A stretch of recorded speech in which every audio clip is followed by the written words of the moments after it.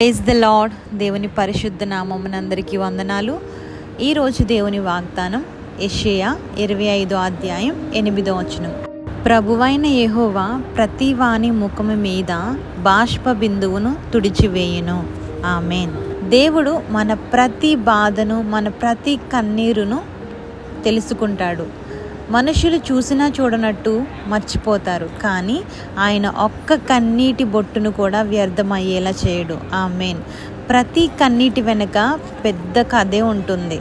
ఆ కథను పూర్తిగా అర్థం చేసుకునేది యేసయ్య మాత్రమే. ఆయన మన కన్నీళ్లను ఆనందంగా మారుస్తాడు, వేదనను సంతోషంగా మారుస్తాడు, నిరాశను నూతన ఆశగా మార్చే దేవుడు.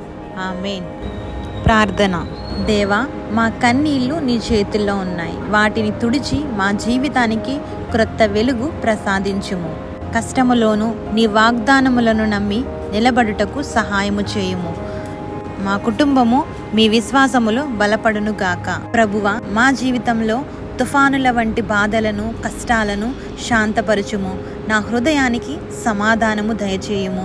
మా కుటుంబానికి సమాధానము దయచేయము. మా భారాలను నీ చేతుల్లో పెడుతున్నాము. మాకు శాంతి దయచేయము. మాకు బలము దయచేయము. యేసు నామములో ప్రార్థిస్తున్నాము తండ్రి. ఆమేన్.